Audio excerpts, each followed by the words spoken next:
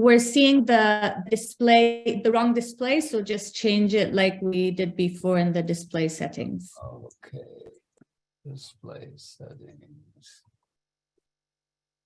Are we set now? Yes, good to go. Okay.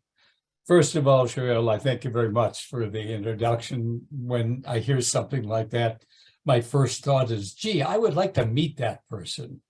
And it's a bit of an exaggeration because my love for what I do, and I've been at it full time. I left business at the age of 53, 30 years ago, and have devoted my full time to the collection, working with it, trying to help educate people to part of Jewish culture that is so important for us. So I'm a Judaica collector. I don't know whether that's something to be proud of, but it involves a lot of work. And as you can see, it involves a huge number of different objects. In my collection, in my computer program, I have 120 different categories of Judaica with which I deal. And for many, many years, most people have dealt with the aesthetic qualities. And I remember in the 80s, a Jewish museum had an exhibit of Kiddush cups or an exhibit of silver book bindings, something that no museum would stoop so low as to do today. And of course, the important thing is context, because these were never art objects. As Cheryl said, they're documents of Jewish history.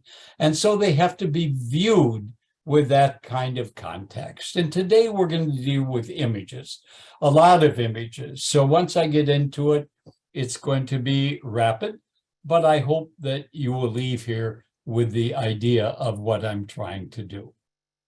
So let's start with the image. I'm sure you all have an idea as to what this is. It's an image which has been widely used in Jewish sources for years. And of course, it basically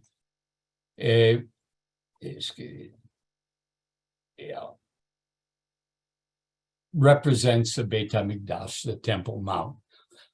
Now, as you can see in this particular rendering of it, it's empty, and it comes from the Haggadah in Amsterdam. The 1695 Amsterdam Haggadah is perhaps the most famous one in publishing history because it was the first one to move from rather crude woodcuts to copper engravings, and therefore an immense amount of detail could be entered with each picture. But it had to come from somewhere. Jews didn't develop these pictures. And if you look on the right side, you see where that came from. I like to say that it's interesting that the one on the right has a lot of people in it. The one on the left from the Haggadah has nobody. And this represents something we're going to come back to a number of times during the presentation.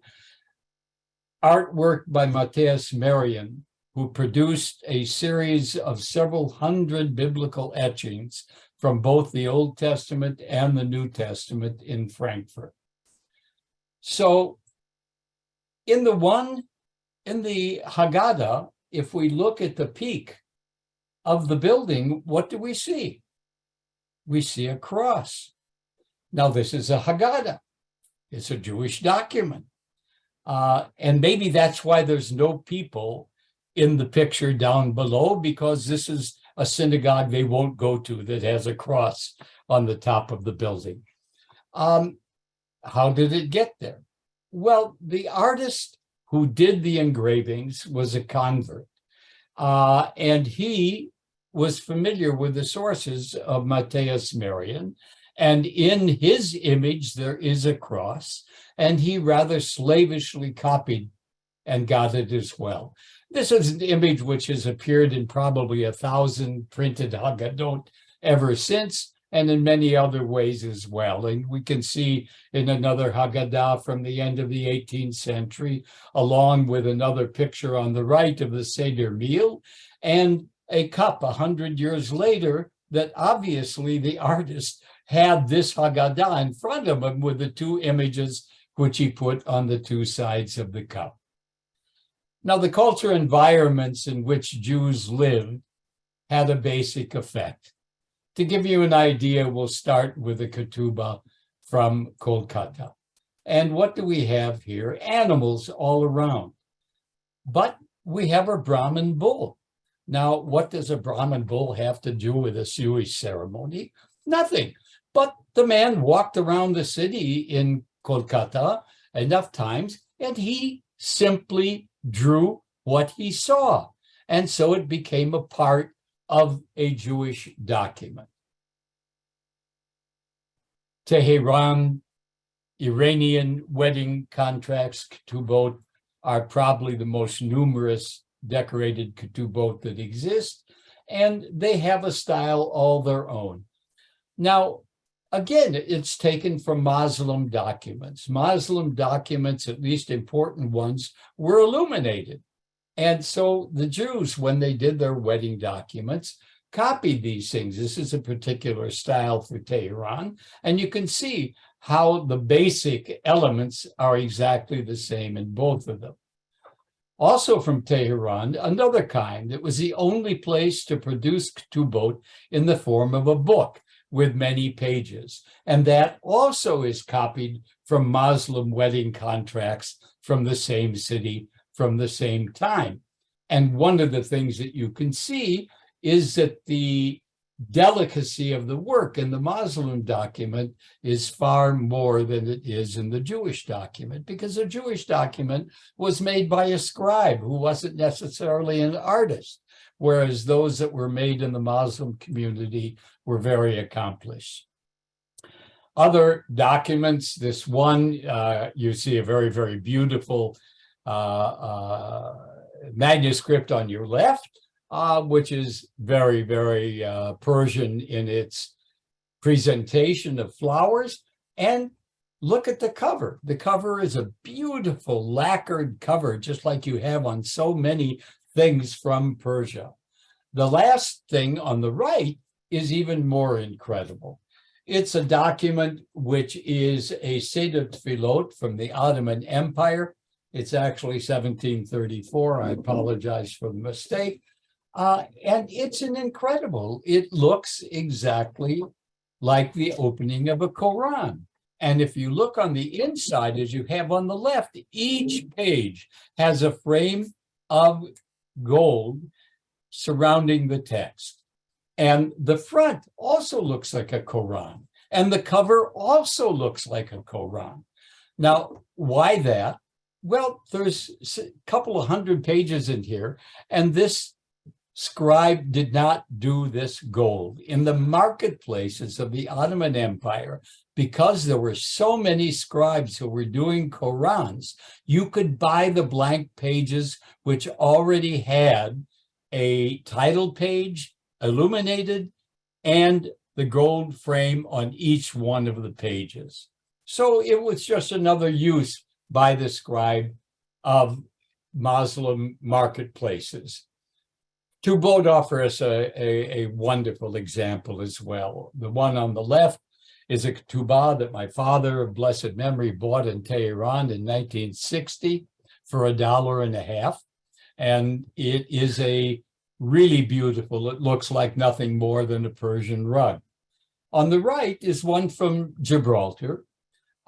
It is basically in the form, in the text of a Moroccan ketubah, because it was Moroccans who came to Gibraltar, but they were very influenced by the English in there. And so here, the Moroccan center text is presented in a beautiful theater-like setting, which is really nice, because when you think about it, what is a chuppah if not theater?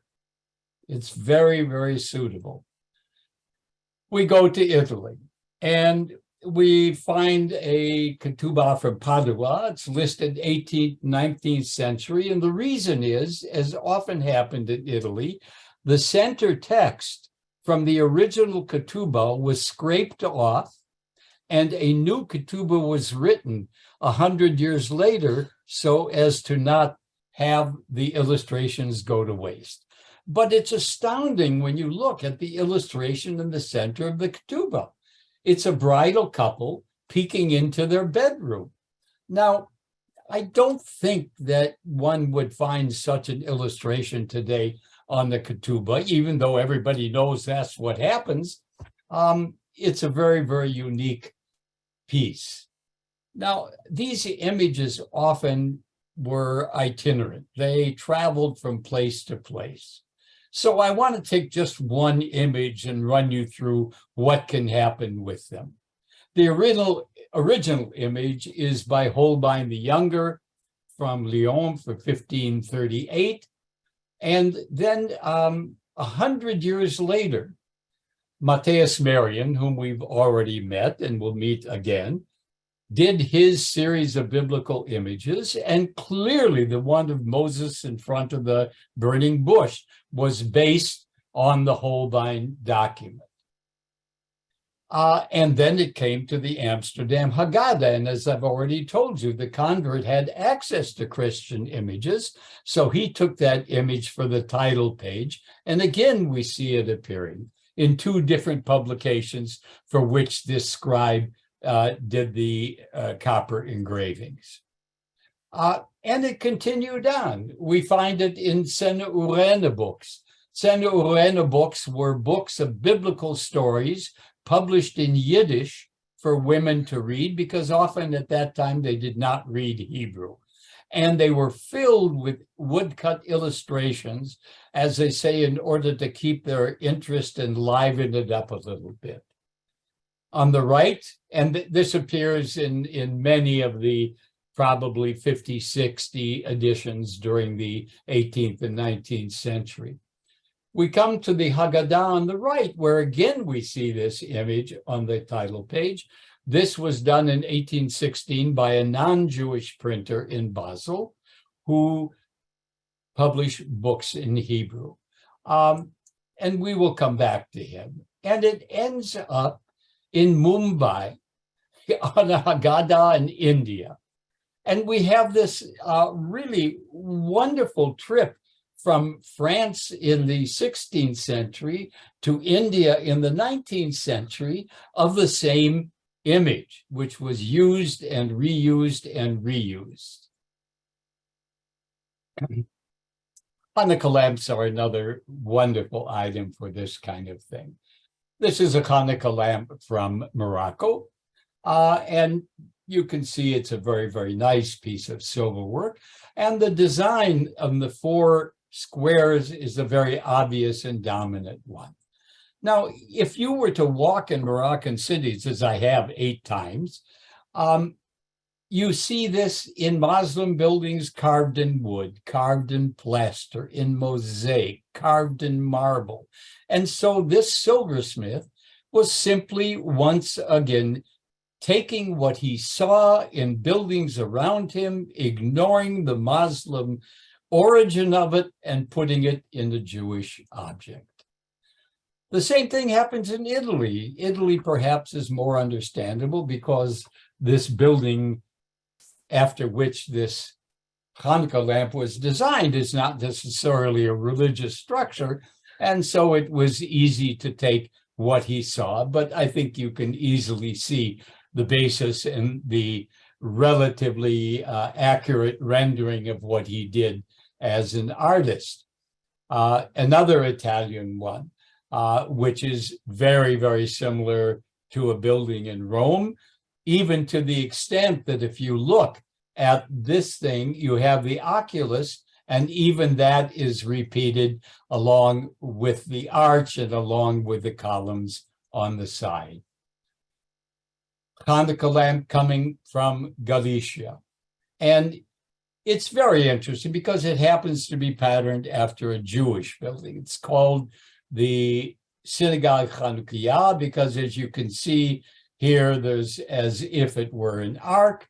And if you look up here, you see these dormer windows. And if you look at a wooden synagogue, it also has these same kind of windows. And this wooden architecture was based on what's called a Polish-Ukrainian provincial wooden architecture. Most of the buildings that we have today are churches, but it has many of the same kind of things which appeared to me, or had, as almost pagoda-like roofs. From Holland, anybody who has walked the canals of Amsterdam has seen these buildings, which are ubiquitous there. And this particular pewter caster made his Hanukkah lamp after that style as well. In Vienna and Prague, a very popular Hanukkah lamp was this one, which has an architectural form with the baldachines here and almost these columns. And in the center is a peacock. Now, why a peacock? What does that have to do with Hanukkah? Well, in the last half of the 19th century, as Europe became industrialized and more people had more money, theaters, even in towns of 25,000, 30,000 people, theaters were built. And each one of these theaters had to have a curtain. And one of the most popular items for that curtain was a peacock with his feathers. And if you can imagine, you're standing there, or you're sitting, of course, as a theater, and the curtain opens and this beautiful image disappears. You watch, and at the end, it closes again, and you have this image. And we have it in existence still today as if it were an original theater curtain. Vienna, mid-18th, 19th century. If you were to walk into any bourgeois house in Vienna in the middle of the 19th century, you would see Biedermeier furniture, and particularly the sofas, all of which have this very sensual, curved kind of thing and a curved kind of design. And this silversmith simply took that as well. He made a number of Chanukkiot, which are all based on that image. Frankfurt, beginning of the 18th century. What is this patterned after? Well, I guess it could be a bench or something else. And sure enough, it's patterned after a wooden chest, which were very popular in the Germanic lands of that time.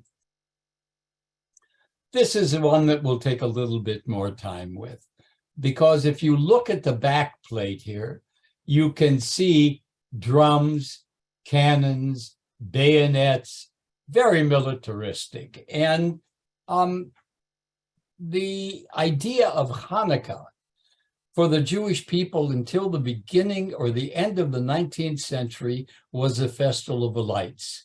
We think of it now as a military revolt and a victory which brought the temple back to us, and then the miracle of the lights. And it's the Zionist movement that pushed this. And virtually, yes, we all recall the lights, but mainly we recall the victory. And what is it? It comes from the military. The grenadiers in the last half of the 19th century wore helmets like this, were textile. And on the front of the textile was a triangular form in brass, which carried the arms of the ruler. So this one is here from FR, Friedrichus Rex, who was the Emperor of Prussia. And this came from a helmet. I could give you a long story as to why this happened and how it went by way of a Jewish profession of used clothes in Europe at the time, but it takes too long another time. But this is where it comes from. And there's about 15 of these known in the world in various museums. I love this particular besamim. It was one of the first ones that I bought. And once when I did a study on them, I found that this is an elaborate one, but there were simpler ones of which at least 150 to 200 examples exist in the world in museums and private collections. And I felt there are no silver marks on it, but it had been attributed to the Ukraine and Galicia, and I felt that it was. I've traveled twice in the Ukraine, and the first time I did, one of my main purposes was to try to find a building after which this had been created. And I finally got to Lviv, and sure enough, I found the building. Now, my friend who was guiding me around Lviv, who happens to be an architect, an architectural historian, laughed when I told him this story, and he took me to the City Historical Museum, where there was a model of a magnificent municipality building, what they call a Rathaus. And it also had the same kind of tower. Both this building, a monastery, and the municipality building were designed by an Italian architect who was working in Lviv at the time, whose nickname in the books is Bemer the Slow. I don't know how he got it, but sometimes I can relate to it.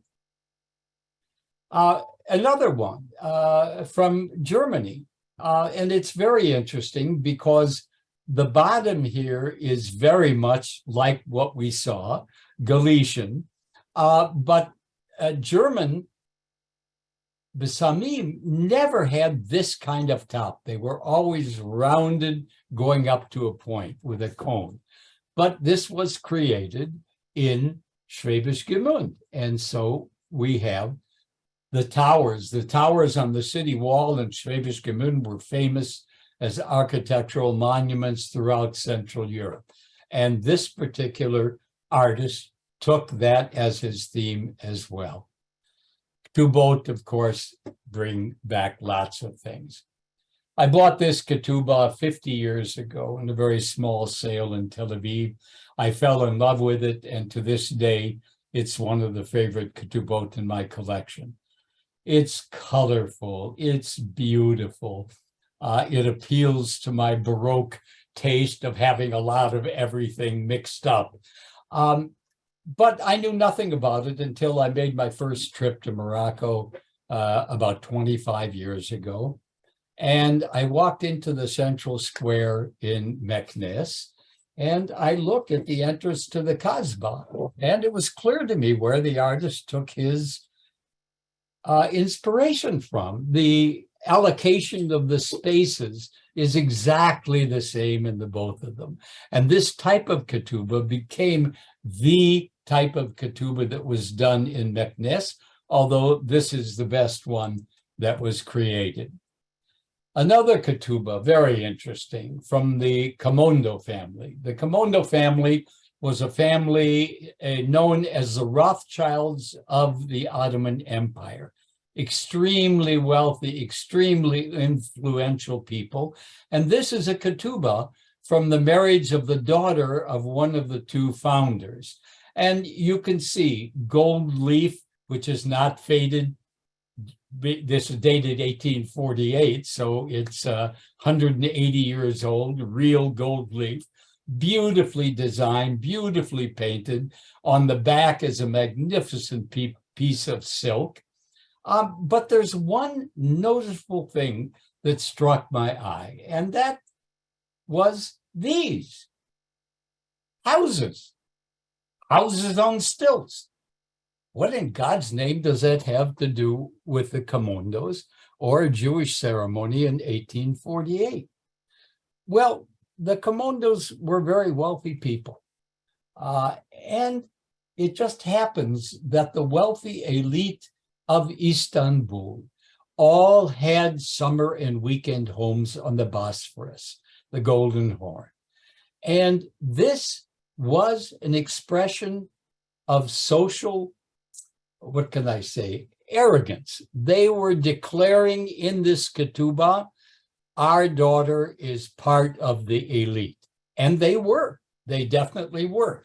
There's a whole wonderful story about the family had a tiff with the Sultan and moved to Paris and became some of the major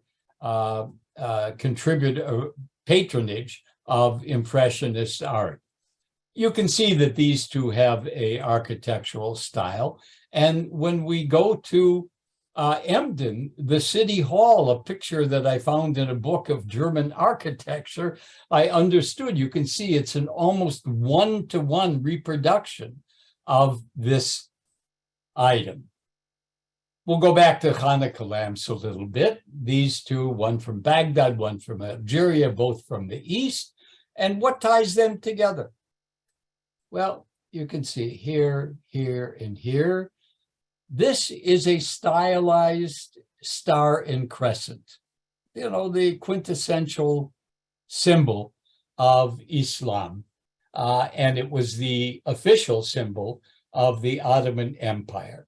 And we see this wonderful Chanukiah from Baghdad, and it also has the same convention. Now, there's only 3 places that actually use this symbol in their Jewish ritual objects: Algeria, Turkey, and Iraq.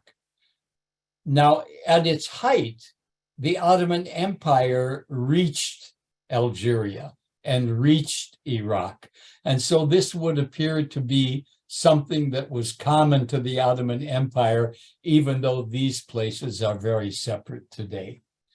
And here you see it as the centerpiece of a Hanukkah lamp from Algeria, as if it is the symbol that they're trying to get across. And on the right is a Hanukkah lamp, which is totally this Muslim symbol. It's really incredible. I mean, if you would order a Hanukkah lamp from a Jewish silversmith today and tell him you want the star and crescent on it, if he has any sense of history, he would not do it. And you certainly, with religious Jews, would not have that happen. An image of Moses. I mean, Moses is pictured in so many different aspects of Judaica, there's no end to it.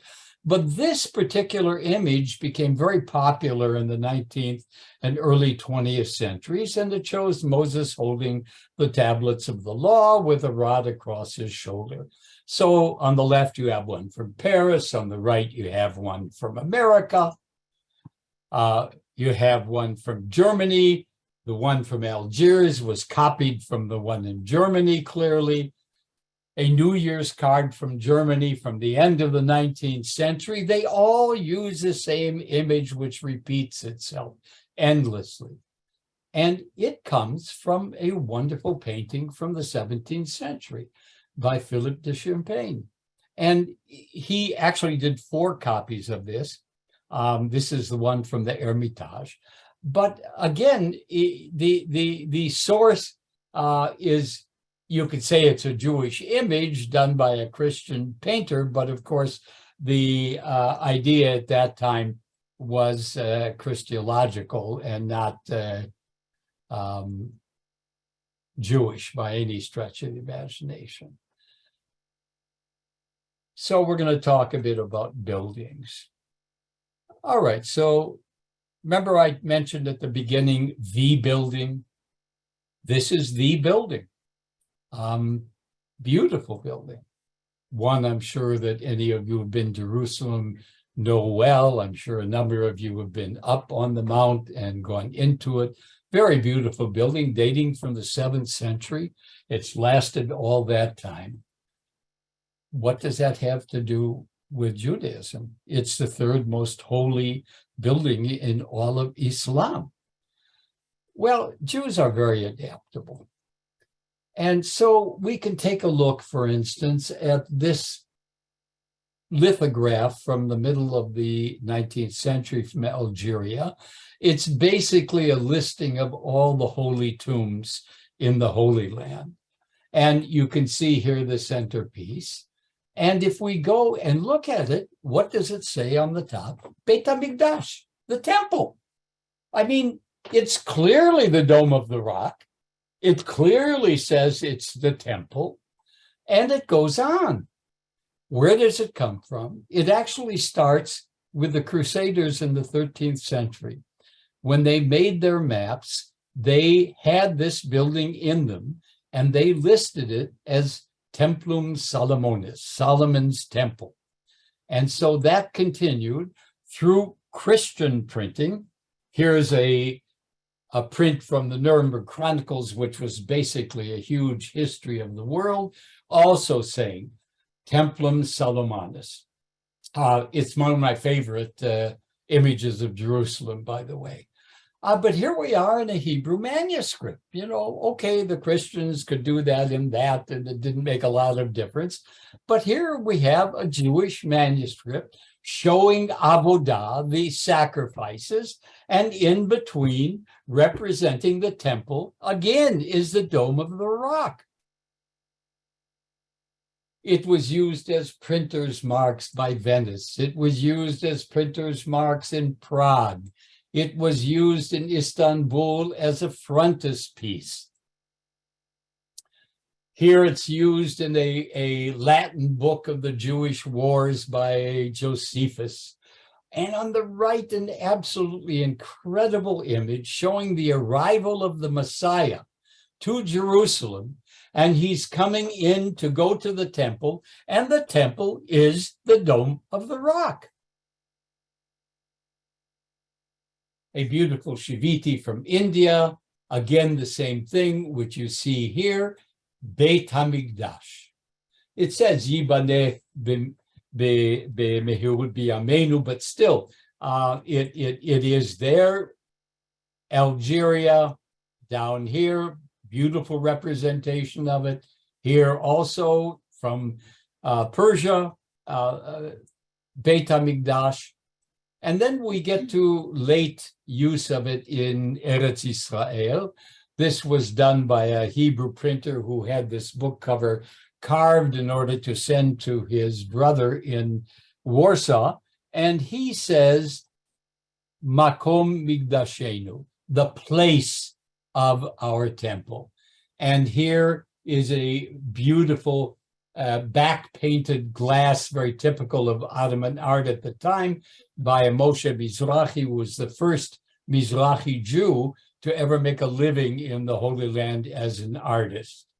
So we see it's becoming replaced, and we begin to understand the context of all that came up till now.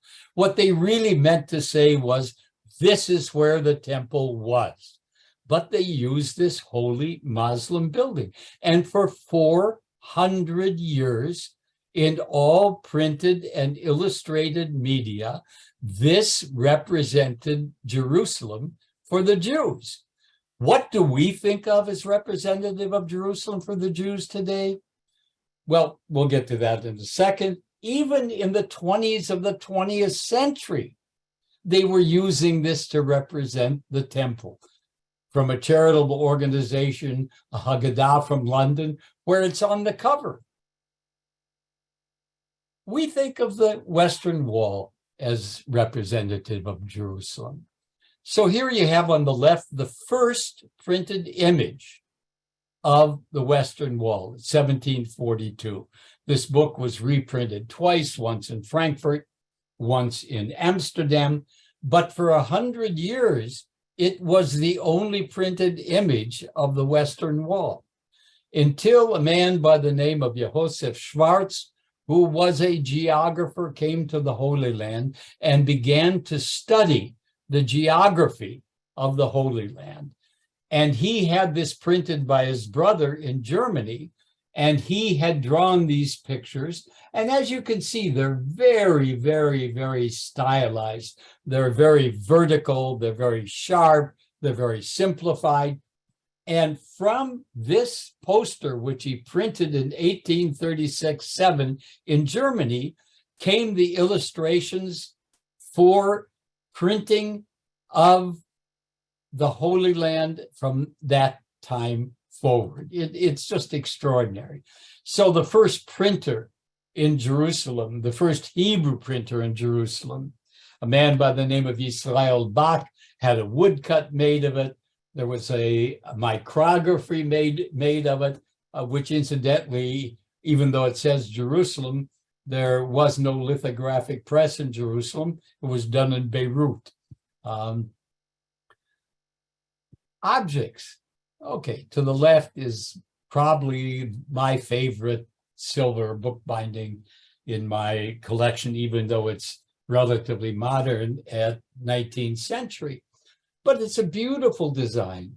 And one day I was leafing through a book of Parochot from the Prague Jewish Museum, of which, by the way, they have 2,400. And I come across this one where the piece of fabric is clearly a piece of Italian fabric. That was very common in Central Europe, to have a dedication and then a piece of very fine fabric in the center of the parochet. So this man, he didn't use this as his model. He used a piece of this in Italy as his model. A pair of quite lovely rimonim. They are gold leaf on silver. If you were sitting in my living room, I would play a game with you asking, where do you think they're from? But I've already told you up above. Cochin, which, by the way, had a thriving Jewish community. And today there are 8 Jews left in Cochin. They can't even get a minyan if tourists were not coming there. And why did they design it in this way? Obviously, very, very different from European rimonim. And what did they do? They took local culture and they took and patterned it after a lotus blossom. I mean, what would be more natural to do in India than something like that? A small tas from Corfu from 1870. I went to an ethnographic museum in Athens and came across this. And of course, it was clear what it was. As a matter of fact, this very well may have been a part of a belt, and there was a blank space where the silversmith could make the inscription to turn it into a Jewish object. A lovely silk embroidered prayer book from Vienna for a woman, 1835. And on the left-hand side, we have a beautiful, delicate silk embroidery of a synagogue with the ark. And we look at the right-hand side and say, well, what is this? There's a German poem at the bottom. And if we look, we have a chalice and we have beads, which are completely Christian, with the worry beads or the whatever they use them for, and the chalice is very much a church chalice. So again, it didn't bother anybody. They did it. Okay, yeah, I'm not getting into porno, but we have here a bare-chested woman. What does she have to with Jewish life? Well, here she is on the cover of a book called Sefer Be'er Sheva, which is a book of halakha, a book studied only by Jews, only by religious Jews. At the beginning of the 18th century in Frankfurt, there were no non-religious Jews. If you weren't religious, you weren't Jewish. There was no such thing as reform or conservative or all the other different forms in today's Jewish life. So, yeah, it's on the woodblock which formed the cover. Another one, this time a threesome. The same thing, it appears on a book of Sheilot v'Tshubot, which were letters to rabbis asking for answers to halachic questions, and then they were printed, both the request and that. Okay, we'll leave that aside for a minute, and we come to this picture. Now, obviously, it's been censored, and I'm sure I don't have to tell you explicitly what was censored here. It's a man and woman together. What does this have to do with Jewish life? Well, it is from a book of fables from 1546, printed in Hebrew. Only Jews read Hebrew. It was made for Jews. Jews used it. All right, the censor, and it would appear that the same censor who used brown ink here also did this, but we can know that he did not look through the entire book. because on another page toward the end of the book, there is another image illustrating a fable, the same couple as we saw before. And here she's pointing up and looking down, and he's pointing down and looking her in the eye. And one doesn't have to imagine exactly what the fable is about. But it's in a Hebrew book from the 16th century. Would anybody print a book for religious Jews today with this kind of imagery? A book of a very famous sermon from a famous rabbi in Prague. And again, a bare-chested woman. Now, this gives me a chance to tell you, these images were not created for these books. They are taken from Christian printers who had the wood blocks, and the Jewish printer, to save money, bought the wood block from him and simply in the center put the Hebrew text that he wanted. But the fact is, these books were distributed, used, read, and nobody raised a hue and cry about it. This one was designed by a Jew, and we have the same thing in terms of how it presents. Okay, these are mythical characters. Okay, they're not real women, but it's clear. And this was copied also several times by several different printers. And here we come to the epitome. This is a prayer book. Seder Tfilot Keminhag Ashkenaz uPolin. The Polish and Ashkenaz, that, and on the cover of it is a naked woman. And this was only used to pray in the synagogue. So not only was it there for the person who was praying, everybody else could see it as well. I find this just totally astounding and in many ways entertaining. I have a lot of religious friends because of what I do, both knitted kippah religious and many Haredim. And I know it's evil, but I love to show them these things when they come over to my house. And the reactions are incredible. It can't be. It didn't happen. They don't exist. It's impossible. And they can't accept it. It's simply impossible for them to imagine religious Jews, because they think they are the true inheritors of how Jewish life was lived forever. They can't understand there was a time when Jews had different attitude toward things. Again, the Tzena Arena, we're back to that with these images. And again, we're back to our friend Marion, who produced those. Again, Lot and his daughters, the same thing. Now, this was largely read by women, not by men, but nonetheless, the concept of tznius, which is so prevalent today among religious Jews, obviously didn't exist. If there were a Tzena Urena, which there are printed today, they will not have this picture.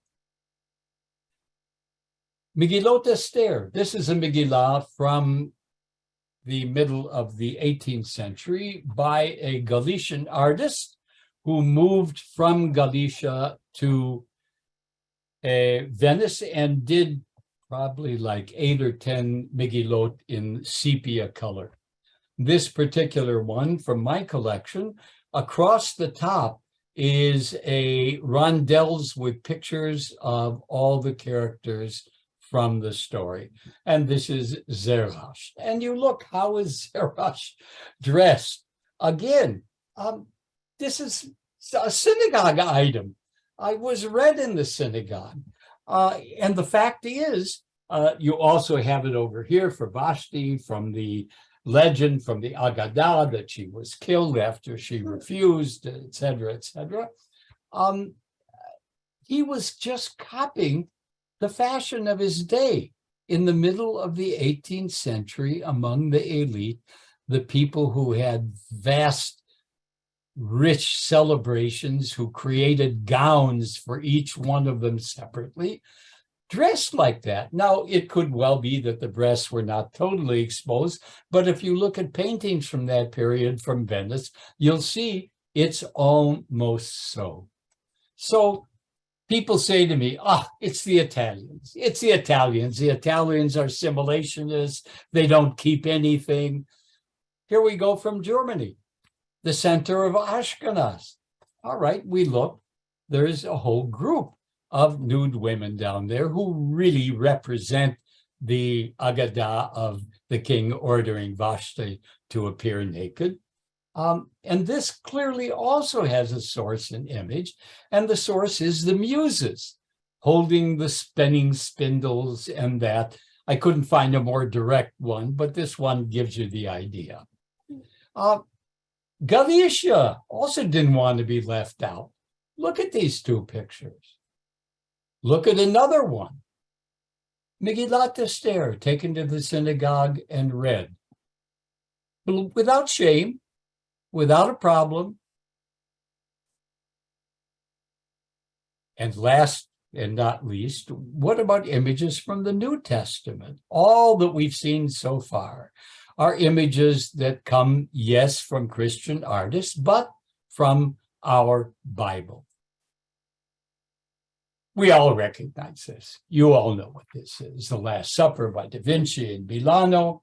And as a rough, crude representation, it's not at all bad. It was used again by our friend whom we saw before when we discussed this kind of image, who was the Basel printer.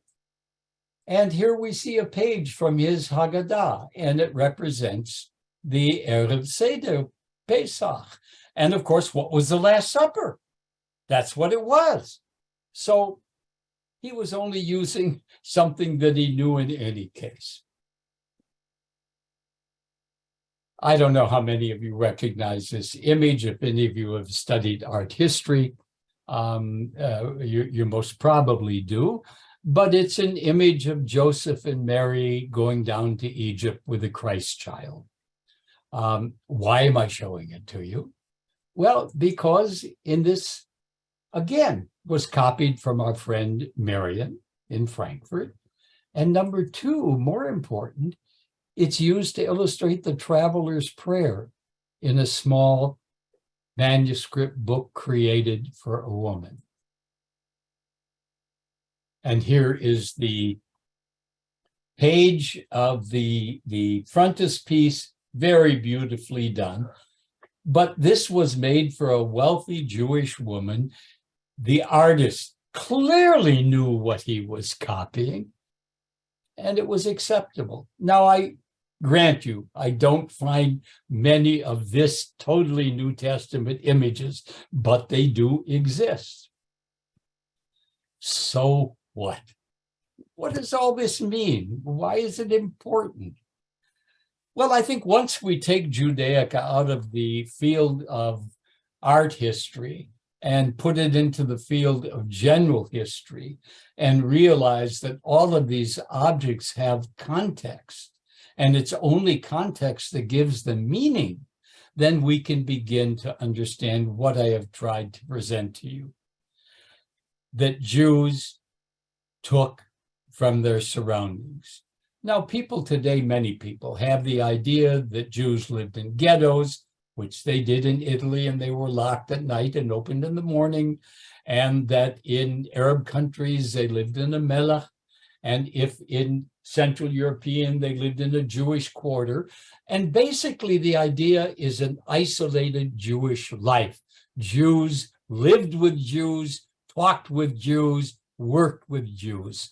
And I hope you can understand from seeing this, it couldn't be further from the truth. In the ghetto, when it was opened in the morning, Jews streamed out, Christians streamed in. There was commerce, there were friendships. The cultural back and forth took place in both directions. Jews were a part of the landscape. They were a part of the cities. They were a part of the villages. They were a part of life, whether it was in Europe, North Africa, the Near East, or the Far East. And their objects help us understand how true this was. Thank you very much. Thank you, William. We have quite a few questions, so if you can maybe stop share, and I'm gonna dive directly into questions. So if maybe I'll ask you to stop the sharing. Okay. So, I do want to start with some of the questions about your collection itself. If you can maybe say, at the height of the collection, how many items did you own, and what measures you take to protect them, to keep them? At the height, it was 14,000 items. But that includes 4,000 Jewish postcards. It included 2,000 antique Hebrew books. So it's not quite what it sounds and all that, but it's a big collection. By the way, you can, no, there you are. You can say hello to my wife. About 15 or 20 years ago, our children were out of the house and Judaica was everywhere. And I had a revolt on my hands. So we took the children's section where we're sitting now, and we created a Judaica center, my office, storage. And a couple of years later, we put in climate control. So what I have here and where I'm sitting is what they call museum conditions. It's 20 degrees centigrade, it's 50% humidity. I really think I have a great respect for the objects. And even though they've lasted hundreds of years without air conditioning, without humidity control, I like to think that at least I can pass them on in a way that that they're saved. So, building onto that, just before we started this program, you mentioned this might possibly be your last lecture and you're in the process of selling your collection. So 2 questions. First of all, where do you want to see your collection? Are you selling it to private owners or to museums? And are there objects that you know you're not going to sell and that you're keeping? Yeah. The first question, my infinite preference is that it be in public areas and that it be open to people, just as my collection has been. My private collection is more accessible than most public collections. And I believe that's of utter importance. People have to know that. And Cheryl, if you remember the visit of my house, I hand around objects for people to touch because you can't understand an object without touching it. And students who learn Judaic today from behind a glass in a museum or from a slide on the screen, they don't get it until they touch it. And so the access is of prime importance. Museums today are not exactly flush with cash. Jewish museums all have, those who have collections, all have fairly large collections. They don't need my collection. They don't want my collection. Who needs to take 100 square meters to build a storage area in addition to what they have? And I understand that. They would like to come in and pick out 300 items, cherry picking, we call it, and buy those. But I can't do that. I want my categories. I want the ketubot to stay together as much as possible, the Hanukkah lamps to stay together. So I have sold quite a few items to public institutions, but an equal amount to private collectors. I simply don't have a choice. And at 83 with a bad memory, was there a second part to your question? There was. I was wondering if there's an object in your collection that you say, this is my favorite, this I'm keeping, where you have a special relationship. Yes, there are things that are both related to my family and to Lisa's family. Lisa's father was a major Judaica collector, and he was very much my inspiration. The Spertus Museum of Judaica in Chicago houses his collection. So he gave us a few pieces, which I will keep. My father also gave us a few pieces. He was a very minor collector. And so those things I will keep, but everything else, I have a personality. Once I make a decision, all the past is gone. And so for me, all that I still see on the shelves doesn't belong to me.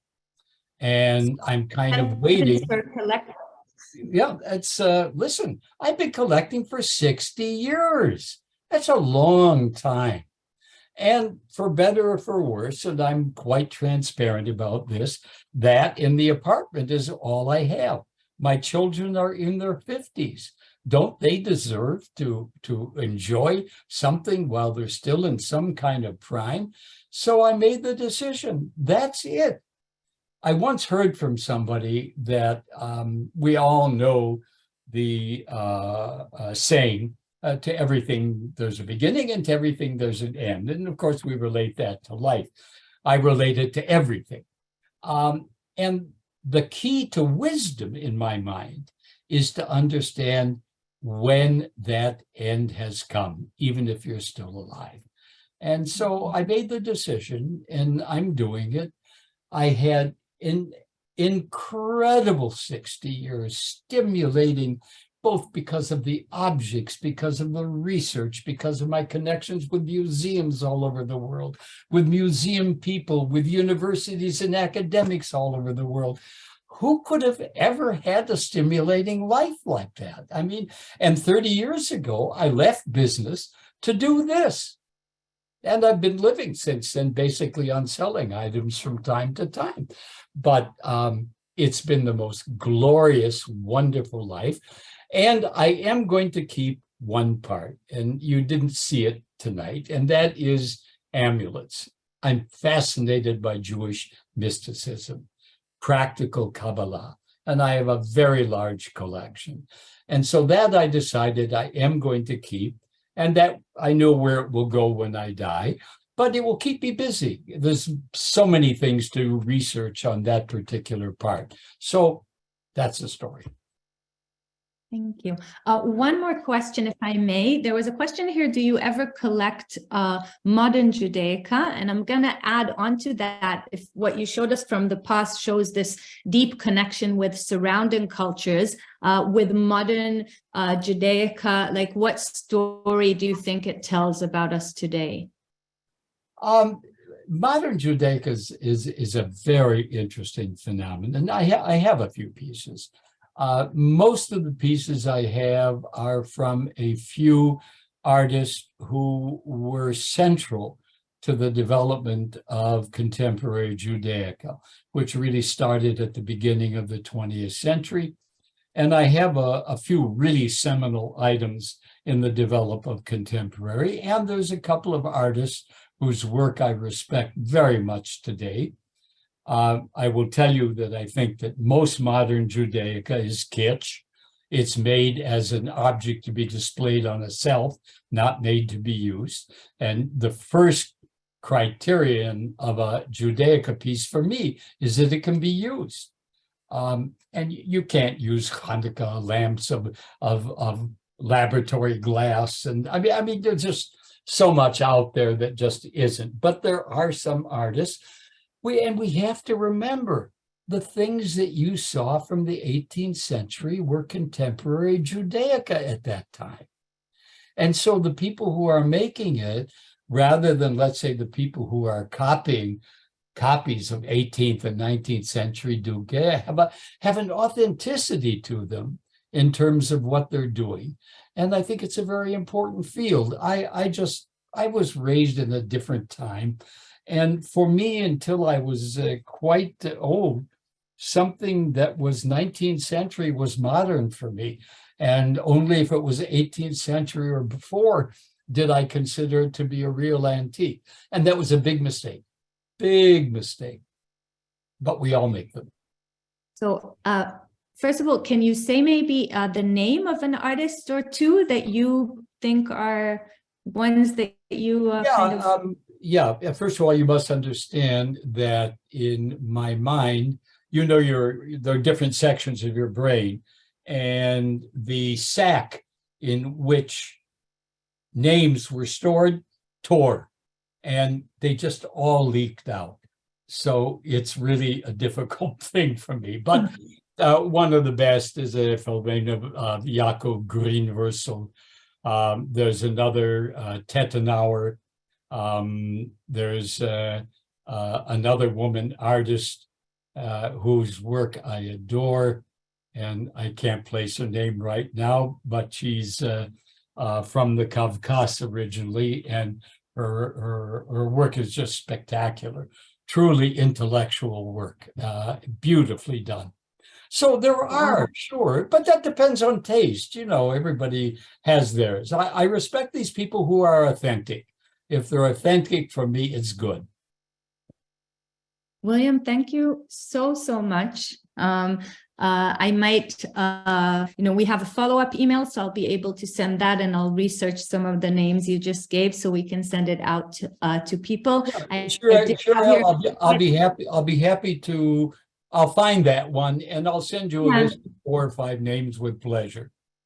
That would be beautiful. I was thinking, and some other people here asked too, if you would be willing to give us a lecture on the amulets. So maybe I thought you'd never ask. Okay. Good. Yeah, so, that subject I would be happy to. Okay, so it's wonderful to have you here for the first time. We're looking forward to the next. Thank you everyone for being here. And I do want to mention that we have coming up a special program about Codex Sassoon with Sharon Lieberman-Mintz. And if you want to sign up for that program, I'm just going to put it here in the chat, so you have the link to that. If I can just say something, Cheryl, it's me who owe a debt of gratitude to you. The fact is, when I talk about public access, if I give that lecture in this room, it doesn't mean anything. It doesn't have body. And it's the fact that you took your time out for an hour to sit down and to look at your computer or iPad or telephone or whatever you did, and you make it come to life. And for that, I'm really grateful. Thank you. And I think, yes, thank you. It's a good moment to say thank you for this beautiful learning community of CSP, and also realizing that learning is a lot also about carrying this knowledge on.